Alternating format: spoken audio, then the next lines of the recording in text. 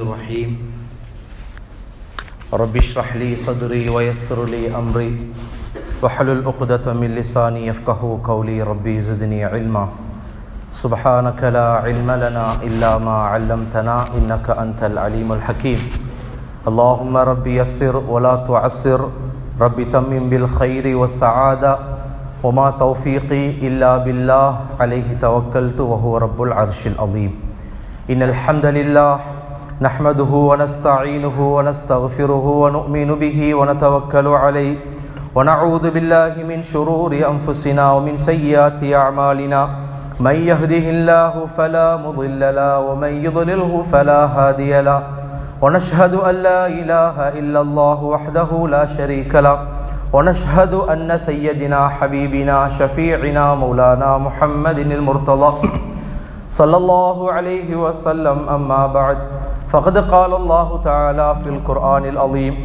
أعوذ بالله من الشيطان الرجيم بسم الله الرحمن الرحيم وجعلنا نومكم سباتا صدق الله العلي العظيم وقال رسولنا حبيبنا شفيعنا وقدوتنا وأسوتنا سيدنا مولانا محمد رسول الله صلى الله عليه وسلم نعمتان عظيمتان مغبون فيهما كثير من الناس الصحة والفراغ صدق رسول الله صلى الله عليه وسلم அளவில்லா கருணையும் நிகரில்லா கிருபையும் கொண்ட ரப்புல் ஆலமீனை போற்றி புகழ்ந்து துதிபாடியவனாக அவன் தூதர் எங்கள் கண்மணி நாயகம் ஸல்லல்லாஹு அலைஹி வஸல்லம் அவர்களின் மீதிலும் பாக்கியமும் பரிசுத்தமும் நிறைந்த அவர்களின் குடும்பத்தினர்கள் அருமை நிறைந்த அஸ்ஹாபுகள் இறுதினார் வரை வருகின்ற நன்மக்கள் சாலிஹீன்கள்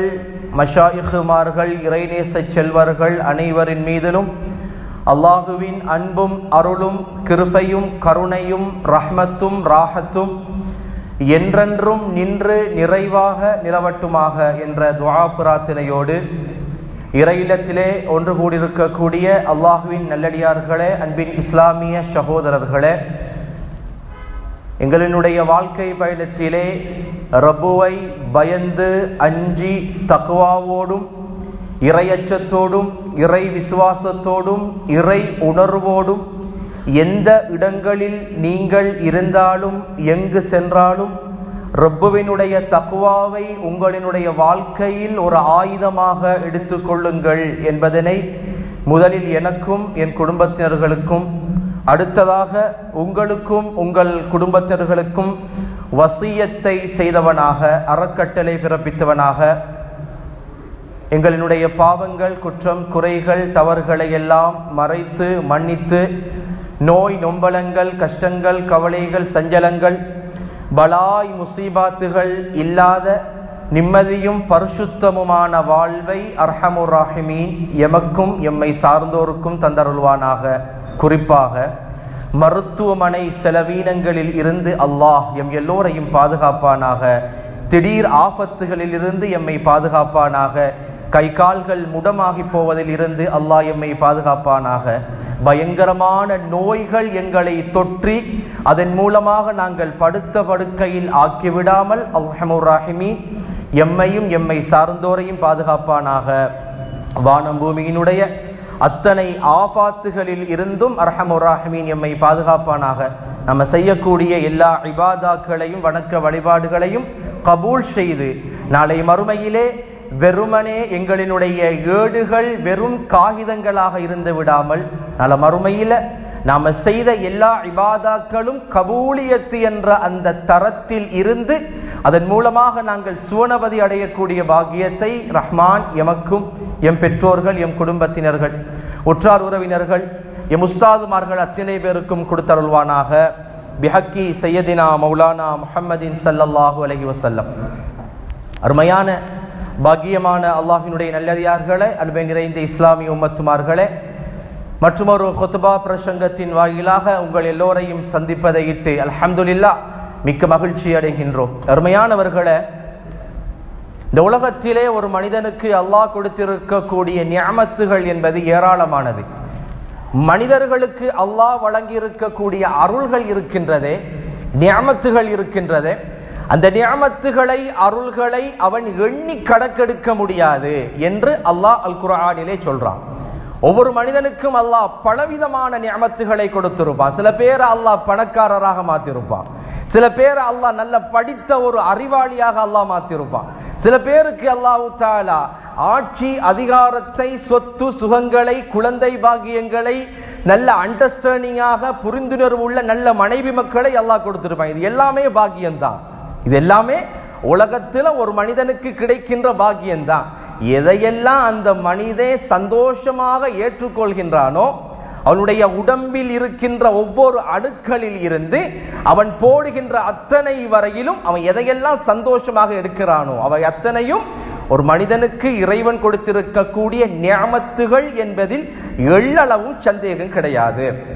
அருமையானவர்களே, இந்த உலகத்தில் ஒரு மனிதனுக்கு அல்லாஹ் செய்திருக்கக்கூடிய நிஅமத்துகளில் மிகப்பெரிய பேரருள் என்ன தெரியுமா? அல்லாஹ் கொடுத்திருக்கக்கூடிய அருள்களில நம்ம என்னத்தை சொல்லி முடிக்கலாம்? நீங்க சொல்லுங்க. சில பேர்கிட்ட கேட்டா சொல்லுவாங்க பணமான வாழ்க்கை, சில பேர்கிட்ட கேட்டா சொல்லுவாங்க இல்ல நல்ல படிப்பான வாழ்க்கை, நல்ல கிராஜுவேட்டா இருக்கணும், அவன் நிறைய யூனிவர்சிட்டிகளில பெரிய ப்ரொஃபஸராக நல்ல படிச்சு பெரிய ஒரு பட்டதாரியாக இருக்கணும், அப்படித்தானே சொல்லுவோம். ஒவ்வொருத்தரும் ஒவ்வொரு ரீதியில சொல்லுவாங்க. அருமையானவர்களே, நீங்கள் புரிந்து கொள்ள வேண்டும் என்ன தெரியுமா? உலகத்திலே ஒரு மனிதனுக்கு கிடைக்கின்ற மிகப்பெரிய பாக்கியம் என்ன தெரியுமா? ஆரோக்கியமான வாழ்க்கை தாங்க. இந்த உலகத்துல அல்லாஹ் கொடுத்திருக்கக்கூடிய அருள்களினுடைய கவர்ச்சிகரம், அல்லாஹ் கொடுத்திருக்கக்கூடிய பாக்கியங்களின் மிக டாப் லெவல் என்ன தெரியுமா? ஹெல்த்லி லைஃப் தான், ஆரோக்கியமான வாழ்க்கை. இந்த ஆரோக்கியமான வாழ்க்கை ஒரு மனிதனுக்கு கிடைப்பது என்பது அருமையானவர்களே அது சாதாரணமான விஷயம் கிடையாதுங்க. அல்லாஹ் குர்ஆனில் ஒரு வசனத்திலே சொல்லுவான், சும்ம லதுஸ்அலுன்ன யௌமைதின் அனின் நஈம், நாளை மறுமையில உங்களுக்கு நாங்கள் தந்த நிஅமத்துகளை மிக தீர்க்கமாக விசாரணை செய்வோம். நாங்கள் உங்களுக்கு தந்த நிஅமத்துகள் உலகத்தில் என்னென்ன நிஅமத்துகளை எல்லாம் நீங்க அனுபவிக்கிறீங்களோ அந்த நிஅமத்துகளினுடைய அடித்தளத்தில் இருந்து இறுதி ஆரம்ப கட்டம் வரையிலும் எல்லா நிஅமத்துகளை குறித்தும் நாங்கள் உங்களுக்கு கேள்வி எனக்கு கேட்போம்னு சொல்ற நேரத்தில் தான் இந்த வாக்கியத்திற்கு தஃப்சீர் செய்யக்கூடிய பெருந்தகைகள் சொல்வார்கள் என்ன தெரியுமா? அல்லாஹ் கொடுத்திருக்கக்கூடிய பேர் அருளில் மிக அல்லாஹ் எதிர்பார்ப்பது அதிகமாக விசாரணை செய்வது அவன் கொடுத்த ஆஃபியத்தான வாழ்க்கை தான், ஆரோக்கியமான வாழ்க்கை தான். அருமையானவர்களே, இந்த ஆரோக்கியமான வாழ்க்கை இருக்குதே, நாளை கியாமத்துடைய நாளையிலே அல்லாஹ் இது குறித்து மிக தீர்க்கமாக விசாரணை செய்வான். பெருமக்களே, கண்மணியான ஸல்லல்லாஹு அலைஹி வஸல்லம் ஒரு ஹதீஸ்ல சொல்லுவாங்க என்ன தெரியுமா? இந்த உலகத்துல 2 விஷயங்களை இந்த மனிதர்கள் பொடுபோக்காக கடந்து செல்கின்றார்கள். நிஅமத்தானி அலீமத்தானி, மிக பெரிய வலுப்பமான 2 நிஅமத்துகள் ஒரு மனிதனுக்கு அல்லாஹ் கொடுப்பான். என்ன நிஅமத்து தெரியுமா? மக்பூனுன் ஃபீஹிமா கஸீரும் மினன் நாஸ், அதிகமான மனிதர்கள் அந்த 2 நிஅமத்துகளையும் குறித்து அசட்டையாக பொறுபோக்கோட தான் கடந்து செல்லுவான். சிஹ்ஹத்து வல் ஃபரா, முதலாவது ஹெல்த்தி லைஃப், ஆரோக்கியமான வாழ்க்கை, இரண்டாவது டைம் மேனேஜ்மெண்ட், நேர முகாமைத்துவம். இந்த 2ஐயும் அல்லாஹ் ஒரு மனுஷனுக்கு கொடுத்திருப்பான். பெருமக்களை, ஆரோக்கியமான வாழ்க்கை, நேரத்தினுடைய பாக்கியம், இந்த 2ஐயும் ஒரு மனுஷனுக்கு அல்லாஹ் கொடுத்திருந்தான். அவன் அதனை துஷ்பிரயோகம் செய்கின்றான். மறுமையிலே இதை குறித்து அதிகமாக அல்லாஹு தஆலா விசாரணை செய்வான் என்பார்கள் பெருமானார் கண்மணியான ஸல்லல்லாஹு அலைஹி வஸல்லம். இந்த ஆரோக்கியமான வாழ்க்கையினுடைய நியாமத்து எப்ப ஒவ்வொரு மனுஷனுக்கும் தெரியுமா? திடீர் என்ற ஆபத்தில் சிக்குண்டு கை கால்களை இழந்து படுத்த படுக்கையில் இருக்கின்ற ஒரு மனிதரிடத்திலே நீங்கள் போய் கேட்டு பார்த்தால் தெரியும் ஆரோக்கியம்னா என்ன என்கிறத அவர் சொல்லுவாரு. ருசியாக இருக்கக்கூடிய எல்லா உணவுகளும் தட்டில் பரிமாறப்பட்டு போயிருக்கும். ஆனா அவரால் எந்த உணவையும் புசிப்பதற்கு அவருடைய நாக்குக்கும் சக்தி இல்லை, அதை உள்வாங்கி ஜீரணிப்பதற்கு அவருடைய வயிற்றுக்கும் சக்தி இல்லை. இந்த மனிதனிடத்தில் கேட்டு பாருங்கள் பெருமக்களே, ஆரோக்கியம்னா என்னன்னு அவர் சொல்லுவாருங்க. இதெல்லாம் நிறைய பேர் விளங்காம உலகத்தில் மிக லேசான முறையிலே நாங்கள் கடந்து செல்கின்றோம். நாங்கள் நடப்பதில் இருந்து, நாங்கள் சுவாசிப்பதில் இருந்து, நாங்கள் பார்ப்பதில் இருந்து, 2 கண் மாணிக்கங்களில் இருந்து, நாங்கள் மூச்சு விடும் மூச்சில் இருந்து எத்தனை அருள்களை அல்லாஹ் எங்களுக்கு ஆரோக்கியமாக தந்திருக்கின்றான் தெரியுமா பெருமக்களே? அதை இழந்த மனிதர்களிடத்திலே கேட்டு பாருங்கள், அந்த ஆரோக்கியத்தினுடைய பெருமதி புரியும் என்பார்கள் பெருமக்கள். இமாம் ஹசனுல் பஸ்ரி ரஹ்மத்துல்லாஹ் சொல்லுவாங்க, என்ன தெரியுமா? அஸ்ஸிஹத்து தாஜுன் அலா ரூஸில் அஸ்ஸிஹாயி லா யராஹு இல்லா மர்லா. அஸ்ஸிஹத்து தாஜுன் அலா ரூஸில் அஸ்ஸிஹாயி லா யராஹு இல்லா மர்லா. ஆரோக்கியம்னா என்ன தெரியுமா? அழகான ஒரு வரைவிலக்கணத்தை சொல்லுவாங்க. ஆரோக்கியம்னா என்ன தெரியுமா? ஆரோக்கியமானவர்களினுடைய தலைகளில் மின்னுகின்ற கிரீடத்தை போன்றதுதான் ஆரோக்கியம். அதை படுத்த படுக்கையில இருக்கிறவானால தான் அதை ஃபீல் பண்ண முடியும். ஜஸ்ட் அவ்வளவுதான். அதை படுத்த படுக்கையில இருக்கிறவனால தான் அதை ஃபீல் பண்ண முடியும். எங்களுக்கு முடியாது, உனக்கு முடியாது. உன் காலுக்கு பலம் இருக்கின்றது, உன் கைக்கு பலம் இருக்கின்றது, உன் கண்ணினுடைய பார்வை திறன் குன்றிவிடவில்லை, உன் நாவினுடைய ருசித்திறன் குன்றிவிடவில்லை, உன் செவிப்புலன் குன்றிவிடவில்லை, உன் ஒவ்வொரு உடல் உறுப்புகளும் அங்க அவயங்களும் மிகச் சரியாக வேலை செய்கின்றது. நேரத்திற்கு எத்தனை முறை உன்னுடைய இருதயம் துடிக்க வேண்டுமோ அத்தனை முறை உன்னுடைய இருதயம் துடித்துக் கொண்டுதான் இருக்கின்றது. உன்னுடைய செவிப்புலனில் எந்த குறையும் இல்லை, உன் பார்வை திறனில் எந்த குறையும் இல்லை. இதை பற்றிய அறிவு உனக்கு வேண்டுமா? நீ உன்னிடத்தில் அல்லாஹ் தந்திருக்கக்கூடிய நியமத்தின் அருள் உனக்கு தெரியணுமா? இந்த அருள் இழந்தவங்ககிட்ட போய் நீங்க கேட்டு பாருங்க. இந்த அருள் இழந்தவங்ககிட்ட போய் நீங்க கேட்டு பாருங்கன்னு பெருமக்கள் சொல்வார்கள் என்று சொன்னால், அருமையானவர்களை, நாம வச்சு எங்களுடைய உடம்புல அல்லாஹ் தந்திருக்கக்கூடிய இந்த ஆரோக்கியம் இருக்குதே பாருங்க, இதுக்காக நாங்க அல்லாஹ்வுக்கு நிறைய சுக்குர் செய்யணும் பெருமக்களே, நிறைய சுக்குர் செய்யணும். நம்ம எத்தனை பேர் சுக்குர் செய்யறோம்னு தெரியல. இரவு படுக்கைக்கு சென்றோம், காலை எழும்பினோம், ரூஹு அப்படியே தான் இருக்குது. மௌத்தா போகலி எங்க யாரும் மௌத்தாகினோமா? காலையில் எழும்புகின்றோம், கடந்து போன ரூஹ் எங்களிடத்தில் வந்துவிட்டது, அல்ஹம்துலில்லாஹ் என்று சொல்லி எழும்பி கண் விழித்தோம். கை கால்கள் எல்லாம் அப்படியே வேலை செய்யுது. அவனுக்கு மூச்சை விட்டு பார்க்கிறாரு, மூச்சு வேலை செய்யுது. மனைவி கூப்பிடக்கூடிய சப்தம் கேட்குது, பள்ளி வாயிலினுடைய பாங்கோசை கேட்குது, பெல்லினுடைய சப்தம் கேட்குது. கண்ணை விழிக்கின்றான், பார்வையை அல்லாஹ் எடுத்து விடவில்லை, கை காலெல்லாம் வேலை செய்யுதுங்க. எப்பயாச்சும் நினைச்சு பார்த்திருக்கிறோமா இந்த அருளை? எப்பயாச்சும் நம்ம ஃபீல் பண்ணிருக்கிறோமா இந்த அருளை? எவ்வளவு பெரிய அருள் தெரியுமா இது? எவ்வளவு பெரிய பாக்கியம் தெரியுமா இது? இந்த பாக்கியம் எப்ப தெரியும் தெரியுமா? இதை இழந்து இருக்கக்கூடிய ஒரு மனுஷனுக்கிட்ட போய் அவனை இன்டர்வியூ பண்ணினா தான் தெரியும். திடீரென்ற ஒரு சுகம், திடீரென்ற ஒரு காய்ச்சல், அல்லது ஓடி போனவர் சறுக்கி விழுந்துட்டாரு, அல்லது அவரு சைடால தான் போனாரு, அவரு பாதையிட ஓரத்துல தான் போனாரு, எங்கேயோ இருந்து வந்த ஒரு வாகனம் அவரை தட்டிட்டு போயிடுச்சு. வருடக்கணக்கில் படுத்த படுக்கையில் இருக்கிறாங்களா இல்லையா? கண் பார்வை இழந்து, உடல் உறுப்புகள் இருந்து எவ்வளவு ஜாம்பவான்களாக உலகத்திலே துள்ளி திரிந்தவர்கள் எல்லாம் இன்னைக்கு சின்னதொரு நரம்பை அல்லாஹ் இழுத்ததின் காரணத்தினால் படுத்த படுக்கையில் சுருங்கி போய் கிடக்கின்றார்களே அருமையானவர்களே. எப்பயாச்சும் நாம யோசிச்சோமா, எனக்கு ரப்பு தந்திருக்கிற இந்த நியமத்து, இந்த அருள் எவ்வளவு வலுப்பமானது என்பதனை நாங்கள் யோசித்தோமா? அருமை நிறைந்த பெருமக்களே, இது காலம் கடந்து ஞானம் பிறக்கும். எத்தனை பேருங்க நாம யோசிச்சிருக்கிறோம்? கதிரையில இன்னைக்கு நம்ம சேர்ல உட்கார்ந்து தான் சுஜூது செய்யறதுக்கு சில பேருக்கு அல்லாஹ் வச்சுட்டான். ஆனா எங்களுக்கு நெற்றியை கொண்டு சுஜூது செய்யக்கூடிய பாக்கியம் தந்திருக்கிறானே, அந்த பாக்கியத்தை, அந்த பாக்கியம் இழந்தவர்களிடத்தில் கேட்டால் தான் தெரியும். அருமையானவர்களை, சுருக்கமாக சொல்வதென்று சொன்னால், பெரியோர்கள் இந்த ஹெல்த் லைஃப், இந்த ஆரோக்கியமான வாழ்க்கைக்கு எப்படி உதாரணம் சொல்வார்கள் தெரியுமா? மனிதா, நீ என்ன செய்ய வேண்டும் என்றால், மருத்துவமனைக்கு செல், ஹாஸ்பிட்டலுக்கு நீங்க போங்க, ஹாஸ்பிடலுக்கு போய் அங்க உங்களுடைய என்ட்ரன்ஸ்ல உங்களுடைய பயணம் ஆரம்பமாகட்டும். அங்க இருந்து ஒவ்வொரு வார்த்தைகளாக நீ பார்வையிட்டு செல்லும் பொழுது எத்தனையோ 1000 நோயாளிகளை நீ கடந்து செல்வாய். எத்தனையோ பிரச்சனைகளோடு நோய்களோடு படுத்த படுக்கையில் மாத கணக்கில் இருப்பார்கள். ருசியாக உண்ண முடியாது. சுபஹானல்லாஹ். ஒரு நோய் வந்துட்டா அவருக்கு மட்டும் அங்க பிரச்சனை, சுத்தி உள்ளவங்களுக்கு எவ்வளவு பிரச்சனை. சும்மா யோசிச்சு பாருங்க. நான் ஆஃபியத்தோட இருக்கிறேன், என் பிள்ளைக்கு அல்லாஹ் நோயை கொடுத்துட்டான், என் மனைவிக்கு அல்லாஹ் நோயை கொடுத்துட்டான், என் உம்மா அப்பாவுக்கு நோயை கொடுத்துட்டான். சுபஹானல்லாஹ். இந்த உலகம் படுகிற பாடு உங்களுக்கு தெரியுமா? இந்த கண் இந்த உடம்பில் இருக்கின்ற வரையிலும் நியமத்தின் அருள் தெரியாது. வெளியே கலட்டி வச்சா கோடிக்கணக்கு செலவழிக்கணும். உண்மையா பொய்யா?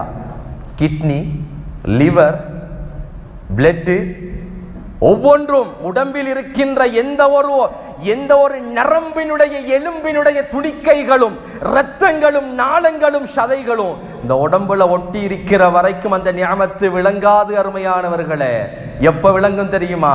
அத பார்ட்ஸா பிரிச்சு தனியா கொண்டு போற நேரத்தில் தான் கோடி கணக்கு செலவழிக்க வேண்டி வரும். இன்னைக்கு சமுதாயம் அந்த நிலைமையில் மாற்றப்பட்டு போயிருக்குதா இல்லையா? கிட்னி ப்ராப்ளம்னு சொல்லி லட்சக்கணக்கில் கோடிக்கணக்கில் பணங்களை செலவழித்துக் கொண்டிருக்கின்றார்களா இல்லையா? அப்படி செலவழிச்சாலும் கூட என்ன நடக்கும்? அது கொஞ்ச காலம் தான். அதுக்கு பின்னால மறுபடியும் செய்ய முடியுமா? முடியாது. அருமையானவர்களே, அதனாலேதான் ஆரோக்கியமான வாழ்க்கை அது மிகப்பெரிய பாக்கியம் நிறைந்த வாழ்க்கை என்பதனை பெருமக்கள் எங்களுக்கு சொல்வார்கள். கண்மணியான ஸல்லல்லாஹு அலைஹி வஸல்லம் அவர்களிடத்துல சஹாபாக்கள் போய், யா ரசூலல்லாஹ், நாங்க துஆ கேட்கணும், என்ன துஆவை கேட்கன்னு கேட்டாங்கன்னா, பெருமானார் படித்து கொடுத்த துஆ என்ன தெரியுமா? ஸலுல்லாஹல் ஆஃபியா. அல்லாஹ் கிட்ட ஆஃபியத்தை கேளுங்க, அல்லாஹ் கிட்ட ஆரோக்கியத்தை கேளுங்க. உங்களை நோய் இல்லாம வைக்க சொல்லி ரப்பிடத்துல மன்றாடுங்க. அதை விட ஒரு பெரிய துஆ உலகத்தில் வேற ஒண்ணும் இல்ல. நோய் இல்லாமல் உங்களுடைய கைகால்கள் பிளனாக இருந்தால் ரப்புவை நீங்கள் சரியாக வணங்கலாம், உங்களுக்குரிய கடமையை நீங்க சரியா நிறைவேற்றலாம், உங்க உம்மா அப்பாக்குரிய கடமையை நீங்க சரியா நிறைவேற்றலாம், பொஞ்சாதி பிள்ளைங்களுக்குள்ள கடமையை சரியா நிறைவேற்றலாம். ஹுக்கூக்குல்லாஹ், ஹுக்கூக்குல் இபாத், 2 இபாதாக்களையும் சரியாக நிறைவேற்றலாம். உடம்புல உனக்கு சக்தி வேணும், உடம்புல ஆஃபியத்து வேணும். யாரும் சொல்ல முடியாதுங்க, என்ன நடக்கும்னு யாருக்கும் தெரியாது. பெருமானார் ஸல்லல்லாஹு அலைஹி வஸல்லம் ஒரு ஹதீஸ்ல சொல்லுவாங்க, லா யுரத்து துஆ பைனல் அஸானி வல் இகாமா. பைன அஸானுக்கும் இகாமத்துக்கும் இடையில் கேட்கின்ற துஆவை அல்லாஹ் ஒரு பொழுதும் தட்டுவது கிடையாது. இப்ப இந்த நேரத்துல சஹாபாக்கள் போய் கேட்கிறாங்க ஸல்லல்லாஹு அலைஹி வஸல்லம் அவங்ககிட்ட, யா ரசூலல்லாஹ், அப்ப துஆ தட்டாது என்கின்ற அந்த நேரத்துல நாங்க என்ன துஆவை கேட்கணும், என்ன துஆவை கேட்கணும்? அப்ப ஸல்லல்லாஹு அலைஹி வஸல்லம் படித்து கொடுத்தார்கள், என்ன தெரியுமா? ஆரோக்கியத்தை கேளுங்க, ஆரோக்கியத்தை கேளுங்க, ஆஃபியத்தை கேளுங்க, உடல் பலத்தை கேளுங்க, திடீர் மரணத்தை விட்டு அல்லாஹ் கிட்ட பாதுகாப்பு கேளுங்க, திடீர் ஆபத்துகளை விட்டு அல்லாஹ் கிட்ட பாதுகாப்பு கேளுங்க. இது மிக முக்கியமானது.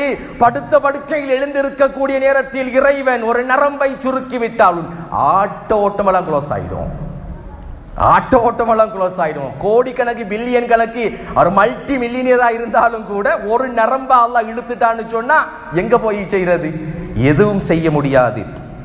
அதனாலேதான் இந்த நிகழ்வுகள், இந்த துஆக்களை அதிகமாக ஸல்லல்லாஹு அலைஹி வஸல்லம் அவர்களுடைய வாழ்க்கையிலே கண்மணி நாயகம் கேட்கும்படி சொன்னார்கள் என்று நம்ம ஹதீஸ்களை பார்க்கிறோம். பெருமக்களே, இந்த ஆரோக்கியத்தை பத்தி பேசணும்னா குறைஞ்சது 2 மணி நேரத்துக்கு மேலேயாவது பேசலாம்.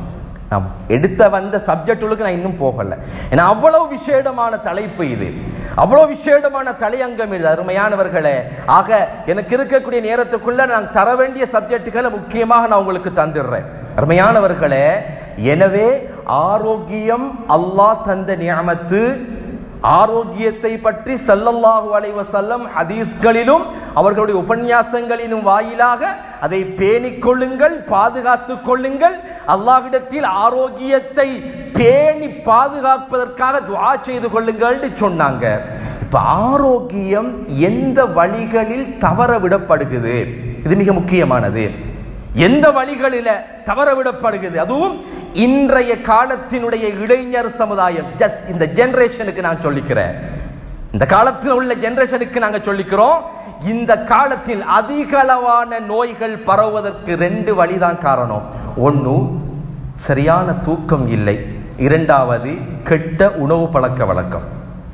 சுத்தி வந்து நின்றா அதுதான் வந்து நிற்கும். நீங்க என்னத்தை பேசினாலும் எவ்வளவு சொன்னாலும் முதலாவதாக சரியான தூக்கம் இல்லாத, தூக்கத்தை தொலைத்த ஒரு சமுதாயத்தில் நாங்கள் வாழ்ந்து கொண்டிருக்கின்றோம் பெருமக்களே. அல்லாஹ் சொல்றான், வஜஅல்னா நௌமக்கும் சுபாத்தா, இரவு நேரத்தினுடைய தூக்கத்தை உங்களுக்கு நாங்க நிம்மதிக்கு தந்திருக்கிறோம், மன ஆறுதலுக்கு தந்திருக்கிறோம், உங்க பொடியினுடைய ரிலாக்ஸுக்கு தந்திருக்கிறோம், நீங்க அதை சரியா செஞ்சுக்குங்கன்னு குர்ஆனுடைய வசனத்துல இரவினுடைய தூக்கத்தை அல்லாஹ் சொல்லிட்டு போயிடுறான்.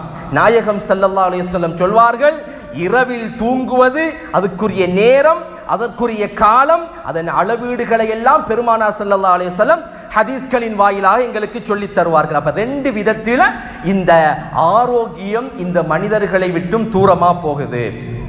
உங்களுக்கு தெரியுமா, ஒரு சஹாபி இருந்தாங்க. யாரு? அம்ரிபுனு அப்துல்லாஹ் இப்னு அம்ர் இப்னு ஆஸ் ரலியல்லாஹு தஆலா. ஒரு இளைஞரான ஒரு சஹாபி, ஒரு இளவல், ஒரு துடிப்புள்ள ஒரு சஹாபி. நல்ல இபாதத்தை செய்யணும், அல்லாஹ்வை வணங்கணும் என்கிற ஆசையோட, ஆர்வத்தோட, தேட்டத்தோட இபாதாக்களை பின்பற்றி இருந்த ஒரு சஹாபி. என்ன செய்வாங்க தெரியுமா? அங்க ஒன்றும் பாவம் செய்யலைங்க, ஃபாலோ பண்ணினாங்க. இரவு முழுவதும் இபாதத்தில் கழிப்பார்கள், பகல் முழுவதும் நோன்பு நோட்பார்கள். நாயகத்திடத்தில் சுருக்கமாக சொல்லிக்கிற நேரம் போகுது. நாயகத்திடத்தில் இந்த கம்யூனிகேட் வருகுது, இந்த செய்தி வருகுது, தொடர்பாடல் வருகுது. அப்ப அந்த சஹாபியை கூப்பிட்டு ஸல்லல்லாஹு கேட்கிறாங்க, என்ன செய்றீங்க? அவங்க சொல்றாங்க, யார சொல்லலாம், பகல் முழுக்க நோன்பு பிடிக்கிறேன், இரவு முழுக்க நின்று வழங்குதேன், ஏன்னா என்ன ரப்பு இடத்துல நான் நிறைய நான் என்ன ப்ரிப்பேர் பண்ணணும்னு ஆசைப்படுறேன். அப்ப ஸல்லல்லாஹு சொல்லுவாங்க, என்ன அப்படி ஒரு காலமும் செய்யாதீங்க, அப்படி ஒரு காலமும் செய்யாதீங்க. ஏன் தெரியுமா? உங்களுடைய கண்ணுக்கு என்று சில ஹக்கு இருக்குது, உங்க உடம்புக்குன்னு சில ஹக்கு இருக்குது, உங்க மனைவிக்குன்னு சில ஹக்கு இருக்குது. அந்த ஹக்குகளை நிறைவேற்றுங்கள். அப்படின்னா என்ன சொல்றாங்க தெரியுமா? ஆஃபியத்தை இழந்த ஒரு வணக்கம் உங்களுக்கு வேண்டாம். ஆஃபியத்தை இழந்த ஒரு வணக்கம் உங்களுக்கு வேணாம். இபாதத்து தான், நீ தொழுகுறீங்க தான், நீங்க நோம்பு பிடிக்கிறீங்க தான், நீங்க நின்று வணங்குறீங்க தான், அதுக்காக நீங்க ஆஃபியத்தை இழந்து, ஆரோக்கியத்தை இழந்து அந்த இபாதத்தை செய்யவானா? எந்த அளவு மார்க்கம் சொல்லுது தெரியுமா? இதெல்லாம் நிறைய உலமாக்களும் ஆலிம்களும் இருக்கக்கூடிய சபைதானே. எந்த அளவுக்கு சொல்கின்றது? தூக்கம் வந்தால் தொழுகின்ற பொழுது, தொழுகைக்கு முன்னால் தூக்கம் பசி வந்தால் அதை நிவர்த்தி செய்துவிட்டு நீ இபாதத்திற்குள் நுழை. மார்க்கம் சொல்லுதா இல்லையா? அருமையானவர்களே, எனவேதான் அந்த ஆஃபியத்து, ஆரோக்கியம் முக்கியமானது. நம்ம உடம்பை நம்ம மெயின்டெனன்ஸ் பண்ணணும், நம்ம உடம்பை நாம சரியா கவனிச்சுக்கணும் என்கிறத இன்றைய காலத்தினுடைய ஆய்வுகளும் எங்களுக்கு சொல்லி காட்டுகின்றது. பெருமக்களே, நான் அதான் சொல்றேன், தூக்கம் தொலைத்த ஒரு சமுதாயம் இன்று எங்களுடைய சமூகத்தில் உருவாக்கப்பட்டது. ஒரு பக்கம் பார்த்தோம்னா தூக்கமே இல்லைன்னு ஒரு சமுதாயம் ஸ்லீப்பிங் டேப்லெட்டோட அலையுது. இன்னொரு பக்கம் பார்த்தோம்னா வார தூக்கத்தையும் வரவிடாமல் தடுத்து கொண்டு செல்போன்களிலும் எலக்ட்ரானிக் மின் உபகரணங்களிலும் கேம்ஸ், சோசியல் மீடியாக்களிலும் எங்களுடைய இளைஞர் சமுதாயம் உலா வருகின்றது. தூக்கம் வருகிறது, அவன் தடுக்கிறான், வானான்னு தடுக்கிறான். ஒரு சமுதாயம் தூக்கம் இல்லையே என்று ஏங்கிக் கொண்டிருக்கின்றது, இன்னொரு சமுதாயம் தூக்கம் வேண்டாம் என்று உதறிக் கொண்டிருக்கின்றது. நடக்குதா இல்லையா? ஒவ்வொரு வீட்டுக்குள்ளும் நடந்து கொண்டிருக்கின்றது பெருமக்களே, ஒவ்வொரு வீட்டுக்குள்ளும் நடந்து. நான் நிறைய எக்ஸ்பிளைன் பண்ணி உங்களுக்கு சொல்ல முடியும், ஆனால் எனக்கு தந்த நேரம் கம்மி. நான் நிறைய உங்களுக்கு எக்ஸ்பிளைன் பண்ணி நான் இந்த விஷயத்தை சயின்டிபிக்கல் ரீதியாக நிரூபித்துக் கொண்டு சொல்ல முடியும். அருமையானவர்களே, ஒரு ஆரோக்கியமான ஒரு மனிதனுக்கான தூக்கத்தின் கால ஏடு என்ன? 8 hours அல்லது 7 hours, ஒரு 7 மணி நேரம் அல்லது 8 மணி நேரம் சரியாக அவன் தூங்க வேண்டும் என்பதுதான் இன்றைய ஆரோக்கியம், இன்றைய ஆய்வினுடைய முன்னேற்பாடு. இன்னைக்கு இந்த தூக்கத்தை இழந்த சமுதாயம், எங்களுடைய இளைஞர் சமுதாயம் இன்னைக்கு நிறைய பல்கி பெருகி போய்விட்டார்கள் பெருமக்களே. எப்பொழுது இந்த ஸ்மார்ட் வேர்ல்டிற்குள் இந்த உலகம் தத்தளித்ததோ, எப்பொழுது இந்த இளைஞர் சமுதாயம் இந்த ஸ்மார்ட் போனுக்குள், இந்த இலத்திரனியலுக்குள், இந்த டெக்னாலஜிக்குள் உள்வாங்கப்பட்டதோ, அன்று எங்களினுடைய தூக்கத்தை இழந்தோம். தூக்கம் இழந்தோம் என்பதனை விட எங்களின் உடலின் ஆஃபியத்தை இழந்தோம் என்றுதான் சொல்ல வேண்டும். இது நடக்குதுங்க, ஒவ்வொரு வீட்டுக்குள்ளேயும் நடக்குது. நான் உங்களுக்கு சொல்லித்தான் தெரியணும் என்கிறதல்ல.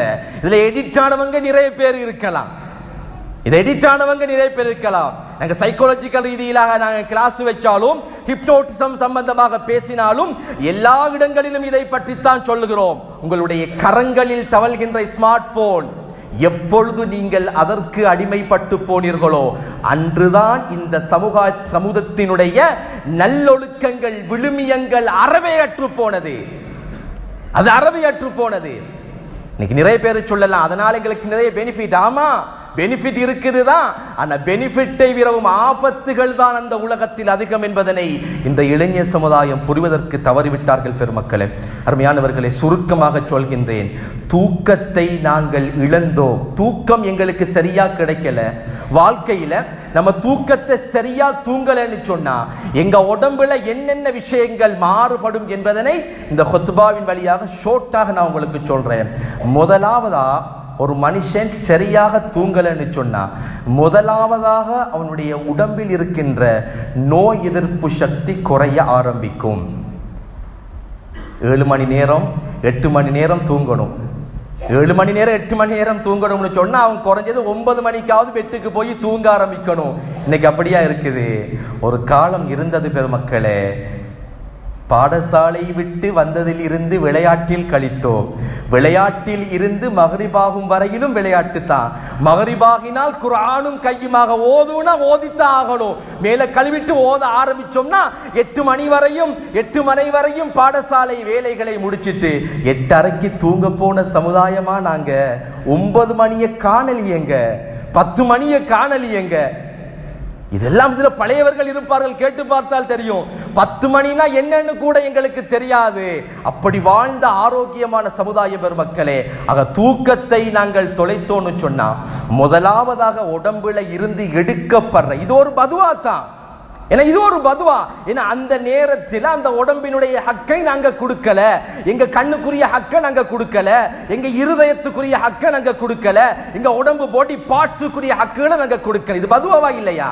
நம்ம நினைச்சிக்க கூடாது அடுத்தவனுக்கு அநியாயம் செய்யறது மட்டும்தான் பதுவா, அடுத்தவனுடைய பொருள் எடுக்கிறது மட்டும்தான் பதுவா, ஜினா செய்யறது மட்டும்தான் பதுவா, குடிக்கிறது மட்டும்தான் பதுவா, பொய் சொல்றது மட்டும்தான் பதுவா.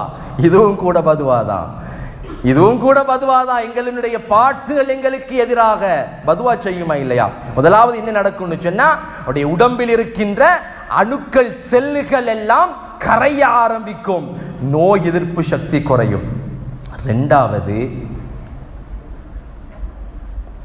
கொக்னேட்டிவ் இம்பேர்மெண்ட்ஸ் சொல்லக்கூடிய கொக்னேட்டிவ் இம்பேர்மெண்ட்ஸ் என்று சொல்லக்கூடிய ஒரு முக்கியமான ஒரு குறைபாடு தான் அறிவுத்திறன் குறைபாடு. அறிவுத்திறன் குன்றிப்போம் அப்படின்னு என்ன தெரியுமா? சரியா யோசிக்க மாட்டான், சரியா சிந்திக்க மாட்டான். அதே போல ஞாபக மறதி ஏற்படும், அதிகமாக ஞாபக மறதி ஏற்படும். பாசிட்டிவான நல்ல எண்ணங்கள் அவருக்கு ஏற்படாது. எதிர்மறையான எண்ணங்கள், கேவலமான எண்ணங்கள், மோசமான எண்ணங்கள், பொறாமை, வஞ்சகம், அடுத்தவனை வெட்ட வேண்டும் என்ற முக கேவலமான எண்ணங்கள், இதெல்லாம் அவருடைய கல்வில அதிகமாக ஏற்படுதுன்னா முதலாவது அவர் பார்க்கணும், நான் சரியா தூங்குறேன்னு சொல்லி. இதெல்லாம் இன்னைக்கு சயின்டிபிக்கலாக நிரூபிக்கப்பட்டு கொண்டிருக்கக்கூடிய ஆய்வுகள். இதை எங்களுடைய நாயகம் ஸல்லல்லாஹு அலைஹி வஸல்லம் 1400 வருஷங்களுக்கு முன்னால எங்க ஹபீப் இதை சொல்லிட்டு போயிட்டாங்க. மூன்றாவது, இரிட்டபிலிட்டி அப்படின்னா என்ன? கோபம் அடிக்கடி வரும். சரியா தூங்கலன்னா, சரியா மைண்ட் ரிலாக்ஸ் இல்லைன்னு வைங்கள, அவருக்கு என்ன நடக்கும் சொன்னா அவருக்கு கோபம், எரிச்சல் குணம், கோபம். உம்மா வாப்பா மேல பாஞ்சு உழுவுதா புள்ள, நீங்க வேற எங்கேயும் போக வேணாம். சில பேர் வந்து சொல்றது, ஹசரத்து புள்ள என்னமோ சும்மா இருந்து பாயிறான், எடுத்ததுக்கெல்லாம் எரிஞ்சு விழுகிறான். எடுத்ததற்கெல்லாம் அவன் எரிந்து விழுகின்றான் என்று சொன்னால் முதலாவதாக நீங்கள் பார்க்க வேண்டும் அவனுடைய செல்போன் யூஸ் எப்படி இருக்குது, அவன் கையில் இருக்கிற செல்போன் பாவனை எப்படி இருக்குது, அது மூலமாக அவனுடைய தூக்கம் எவ்வளவு தூரம் இருக்குது. பெட்டுக்கு போறான், ஆனா அவன் தூங்குறானா இல்லையாங்கிறத நீங்க தான் டிசைட் பண்ணணும், நீங்க தான் செக் பண்ணிக்கொள்ளணும். அதே மாதிரி பயம், அச்சம், மனக்கலக்கம், நம்பிக்கையின்மை, ஒரு செல்ஃப் கான்பிடன்ட், இதெல்லாம் இருக்காது பெருமக்களை, இதெல்லாம் இருக்காது. நீண்ட ஒரு தலைப்பு. அதே மாதிரிதான் ஐந்தாவதாக ஆராய்ச்சியில சொல்றாங்க, என்ன தெரியுமா? சரியாக ஒரு மனிதன் தூங்கவில்லை என்று சொன்னால் சைக்கோசிஸ், மனநலம் அவனுக்கு குன்றி போகும், பைத்தியக்காரனா மாறிடுவான், பைத்தியக்காரனா மாறிடுவான். மனநலம் அவனுக்கு குன்றி போகும். சரியான தூக்கம் என் பிள்ளை கிட்ட இல்லையா, என் பிள்ளைகிட்ட இல்லையா, 7 hour 8 hour அவன் சரியா தூங்கலையா, இது எல்லாவற்றையும் நீங்கள் எதிர்பார்க்க வேண்டும். இன்றைக்கு குழந்தைகள் அதிகமாக அடிமைப்பட்டு போன உலகம் பெருமக்களே, இதெல்லாம் நிறைய பேர்கிட்ட இருக்குது. நாங்க எல்லாத்தையும் பார்த்துக்கிட்டு இருக்கிறோம். சொசைட்டியிலே அதிகமாக நாங்கள் நடை போடுவதனால் இந்த விடயங்கள் எல்லாவற்றையும் ரிசர்ச் பண்ணி கொண்டு இருக்கின்றோம் பெருமக்களே. இது லேசிப்பட்ட விஷயம் கிடையாது. இதெல்லாம் நாம சரியாக யோசித்துக் கொள்ள வேண்டும். ஆக தூக்கம் ஒரு சமூகத்திற்கு இழக்கப்படும் என்று சொன்னால் அந்த தூக்கம் இல்லாமல் அந்த உடம்பில் ஆஃபியத்து இருக்காது என்பதுதான் இந்த ரிசர்ச்சினுடைய முடிவாக இருக்குது. என்ன காரணம்னு பார்த்தா, செல்போன்கள் அதிகமாக பாவிக்கிறதுனால, செல்போன்களை இரவு நேரங்கள் அதிகமாக பாவிக்கிறதுனால அந்த பிள்ளைகளினுடைய தூக்கம் குறைப்படுகிறது, அந்த பிள்ளைகளுடைய தூக்கம் குன்றப்படுகிறது. மூளையில் இருக்கக்கூடிய ஒரு பீனியல் கிளாண்ட் என்று சொல்லக்கூடிய ஒரு நொதியம் அந்த நொதியத்தில் இருந்து மெலடோனின் என்று சொல்லக்கூடிய ஒரு நொதியம் சுரக்கும். அந்த நொதியம் தான் தூக்கத்தை கொண்டு வரும். அந்த நொதியம் எப்ப சுரக்கும் தெரியுமா? இருட்டான நேரத்தில் தான் அது அதிகமாக சுரக்க ஆரம்பிக்கும். இவன் என்ன செய்யறான்? போனிலேயே நொட்டிக்கிட்டு இருக்கிறாரு. 12 மணி 1 மணி வரையும் போனை கிண்டிக் கொண்டு இருக்கின்றான். தூக்கம் வந்த தூக்கமும் கடந்து செல்கிறது. இப்பொழுது என்ன நடக்கும் என்று சொன்னால், அந்த நொதியத்தினுடைய சுரப்பி அப்படியே நிறுத்தப்படும். அதற்கு பின்னால் அவருக்கு ஏற்படக்கூடிய மன தடுமாற்றம், பயங்கரமான நோய்கள், அதே போன்று மனநோய்கள் போன்றவைகள், அச்சம் போன்றவைகள் எல்லாம் இவற்றிலிருந்து ஏற்படுகின்றது என்பது இன்றைய காலத்தினுடைய சயின்டிபிக்கல் ரீதியிலான ஒரு நிரூபணமாக இருக்கின்றது என்பதனை இந்த இடத்தில் நாங்கள் சொல்லிக்கொள்ள வேண்டும் பெருமக்களே. ஏன்னு கேட்டா, செல்போன் என்கிறது இருக்குது. எல்லாரும் இன்னைய காலத்தை பொறுத்த வரைக்கும் எல்லாரும் செல்போன்கள் பாவிப்பது இன்றையமையாத ஒரு விஷயம்தான். ஆனா அதுல இருக்கக்கூடிய அல்ட்ரா என்று சொல்லக்கூடிய நீல ஊதா கதிர்கள் என்ற அந்த ஒரு லைட் சிஸ்டம் ஒன்று இருக்குது. அது என்ன செய்யுதுன்னு சொன்னா, எங்களுடைய உடம்பில் இருக்கக்கூடிய அந்த இம்யூனிட்டியை, அந்த நோய் எதிர்ப்பு சக்திகளை அது குறைக்கின்றது என்பதனை இன்றைய ஆராய்ச்சியின் முடிவில் கண்டிருக்கின்றார்கள். குறிப்பாக சொல்ல போனால், இன்று அதிகமான இளைஞர்களுக்கு குழந்தை பாக்கியம் இல்லை பெருமக்களை. வேற ஒண்ணுக்கு நீங்க போக தேவையில்ல. என்னுடைய கடந்து போன வாழ்க்கையிலே என் தூக்கம் எப்படி இருந்துச்சு அல்லாஹ் சொல்றாங்க. அல்லாஹ் சுன்னத்தான விஷயம்னு சொல்றான். கண்மணி ஸல்லல்லாஹு அலைஹி வஸல்லம் ஒரு ஹதீஸிலே சொன்னார்கள், என்ன தெரியுமா? கான யுக்ரஹுன் நௌம கப்லல் இஷா. அன்ன ரசூலுல்லாஹி ஸல்லல்லாஹு அலைஹி வஸல்லம் கான யக்ரஹுன் நௌம கப்லல் இஷா வல் ஹதீஸ பஅதஹா. எவ்வளவு அழகாக இந்த வழிமுறை எங்களுக்கு மார்க்கம் காட்டியிருக்குது தெரியுமா? நாயகம் என்ன சொன்னாங்க தெரியுமா? இஷாவுக்கு முன்னால தூங்காதீங்க, இஷாவுக்கு முன்னால தூங்காதீங்க, இஷாவுக்கு பின்னால தேவையில்லாம கதைச்சுக்கிட்டு இருக்காதீங்க, அதை நான் வெறுக்கிறேன். ஸல்லல்லாஹு அலைஹி வஸல்லம் சொன்னார்கள், எனக்கு வெறுப்பானது. பெருமானாருக்கு வெறுப்பான ஒரு விஷயம் நன்மையாக இருக்குமா தீமையாக இருக்குமா? அது தீமையாகத்தான் இருக்கும். நாம் என்ன நினைச்சிட்டு இருக்கிறோம்? இதை செஞ்சாதான் பாவம், இதை செஞ்சாதான் தவறு. ஸல்லல்லாஹு அலைஹி வஸல்லம் சொல்கின்றார்கள், இஷாவுக்கு பின்னால் தேவையற்ற விதண்டாவாதங்கள்ல பேசிக்கிட்டு இருக்கிறதையே வெறுக்கிறான்னு சொன்னா, அரட்டை அடித்து கொண்டு நேரத்தை நீங்கள் போக்கிக் கொண்டு இருந்தால் பெருமக்களே, எவ்வளவு விதமான பதுவாக்கள் எங்களுக்கு வரும் தெரியுமா?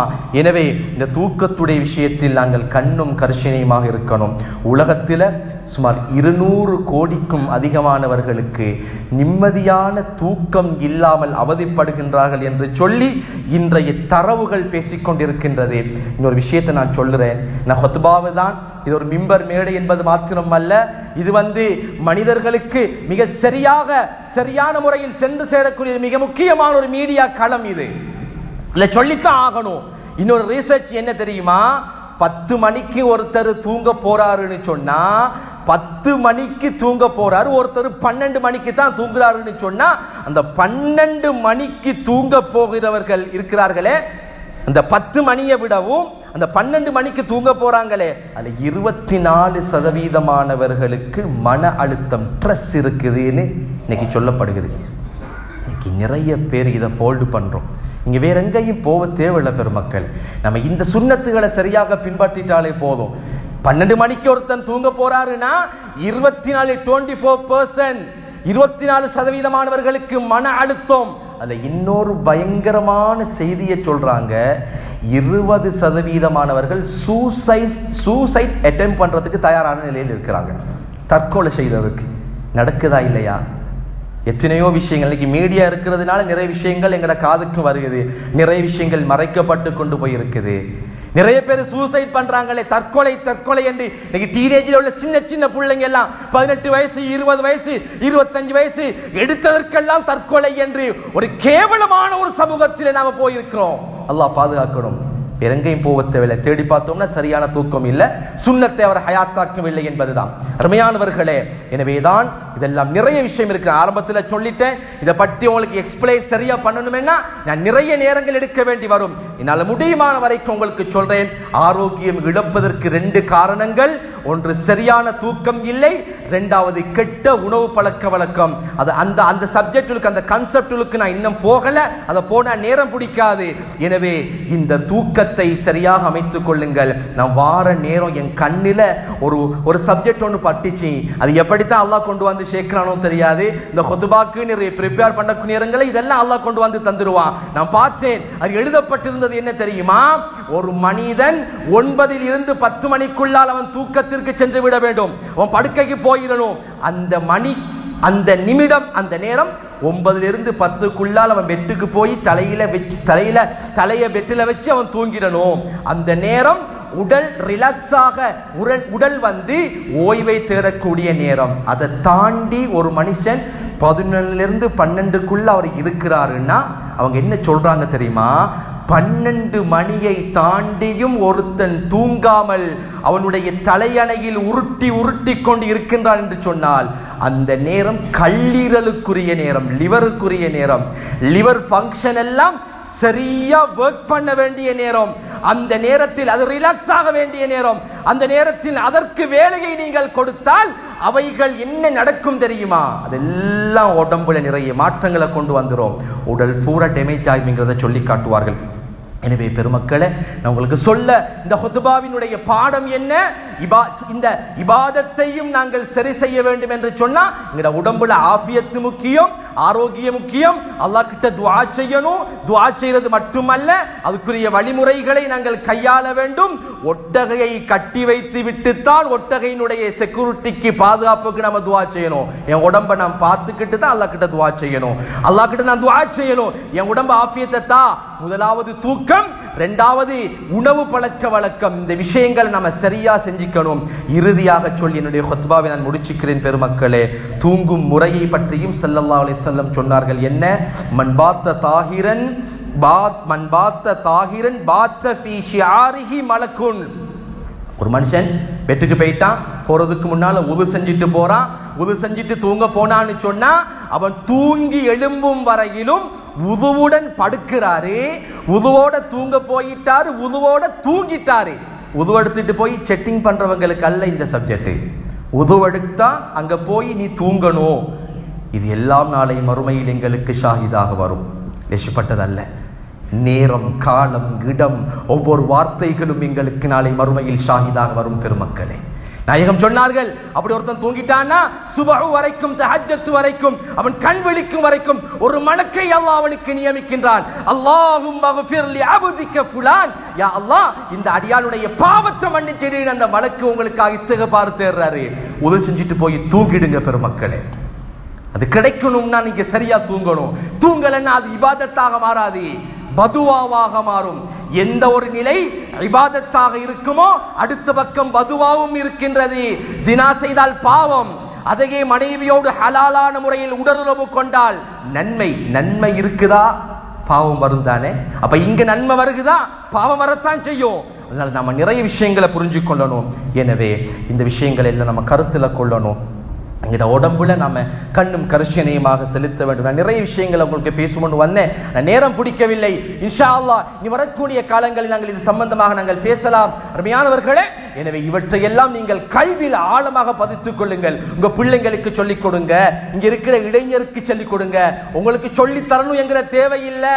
நீங்க திருந்தினாலே போதும், நீங்க சரியாவினாலே போதும். உங்களுக்கு புரிந்து கொள்ளுங்கள், உங்க கண்ணுக்கு ஒரு ஹக்கு இருக்குது, உங்க உடம்புக்கு ஒரு ஹக்கு இருக்குது, அந்த நேரத்துக்கு ஒரு ஹக்கு இருக்குது. வேண்டா வெறுப்புக்காக, வீண் விதண்டாவாதங்களுக்காக நேர காலங்களை செலவழித்து உங்களுக்கே நீங்கள் லாபத்தை தேடிக்கொள்ளாதீர்கள். வல்ல ரஹ்மான் எங்களுடைய பாவங்கள் தவறுகள் குற்றம் குறைகளை மன்னித்து மறைத்து அருள் புரிவானாக. ரப்பே எங்களுடைய தவறுகளை குற்றம் குறைகளை எல்லாம் மன்னித்து மறைத்து அருள் புரிவாயாக. யா அல்லாஹ் எங்களுடைய சமூகத்தவர்களை பாதுகாப்பாயாக.